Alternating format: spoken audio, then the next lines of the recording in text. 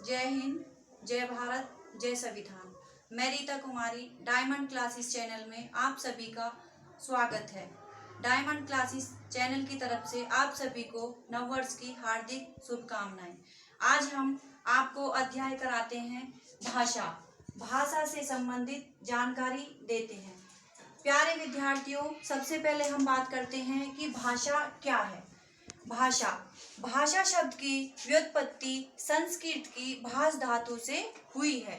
भाषा शब्द की उत्पत्ति संस्कृत की भाष धातु से हुई है, जिसका अर्थ है वाणी को व्यक्त करना। जिसका अर्थ है वाणी को व्यक्त करना। मानव अपने विचारों भावों को भाषा के माध्यम से अभिव्यक्त करता है। मानव अपने विचारों भावों को भाषा के माध्यम से अभिव्यक्त करता है। अब प्यारे बच्चों, बात करते हैं भाषा के प्रकार। अब भाषा के 3 प्रकार होते हैं। भाषा 3 प्रकार से अभिव्यक्त की जाती है। इसमें मेन प्रकार मौखिक भाषा और लिखित भाषा होती है, और लेकिन सांकेतिक भाषा भी इसका भी रूप है इसी के साथ। अब बात करते हैं हम सबसे पहले मौखिक भाषा। मौखिक भाषा क्या है? मौखिक भाषा मुख से बोलकर विचारों को अभिव्यक्त करना। मुख से बोलकर विचारों को व्यक्त करना मौखिक भाषा कहलाता है। और सबसे पहले मनुष्य सबसे पहले मौखिक भाषा ही सीखता है। जैसे कोई बच्चा होता है छोटा, तो वो सबसे पहले मौखिक भाषा ही सीखता है। एग्जाम्पल के लिए जैसे उदाहरण दूरदर्शन, रेडियो, टेलीविजन आदि, ये क्या है? मौखिक भाषा है। अब बात करते हैं हम लिखित भाषा। लिखित भाषा क्या है? लिखकर विचारों की अभिव्यक्ति करने वाली भाषा लिखित भाषा कहलाती है।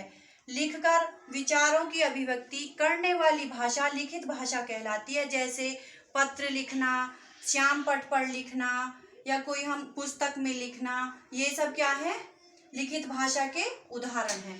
अब बात करते हैं हम सांकेतिक भाषा। सांकेतिक भाषा क्या है प्यारे बच्चों? सांकेतिक भाषा जब हम अपने भाव या विचारों को संकेतों के द्वारा प्रकट करते हैं, तो उसे सांकेतिक भाषा कहते हैं। जैसे इशारे करना। कभी ऐसा होता है कि हम बोल कर नहीं, इशारे से हम किसी को बुलाते हैं या इशारे से किसी से बात करते हैं, तो हम वही हमारी सांकेतिक भाषा होती है। अब आगे हम चलते हैं बच्चों। सभी विद्यार्थी ध्यान दें। भाषा के मुख्य 3 अंग होते हैं। भाषा के मुख्य 3 अंग होते हैं। भाषा किससे बनती है? किन अंगों से? तो भाषा के 3 अंग होते हैं। सबसे पहले आता है वर्ण। अब बच्चों, अब बात करते हैं वर्ण। वर्ण क्या है? वर्ण का अर्थ है ध्वनि। वर्ण का अर्थ है ध्वनि। यह भाषा की सबसे छोटी इकाई है। यह भाषा की सबसे छोटी इकाई है। वर्ण भाषा की वह मूल ध्वनि है जिसके खंड या टुकड़े ना किए जा सकते। जिसके खंड या टुकड़े नहीं किए जा सकते। नहीं हम उसे तोड़ सकते हैं। एक वर्ड है तो वो वर्ड ही रहेगा। जैसे एक शब्द बालक। बालक को लीजिए, यह अनेक वर्णों से बना है। यह अनेक वर्णों से बना है। इसमें बै, ये क्या है? वर्ड है बै। अब इसमें अनेक शब्दों के मेल से बालक बना है। जैसे बै प्लस आ प्लस ले प्लस आ प्लस के प्लस ए, बालक। इससे बना है बालक।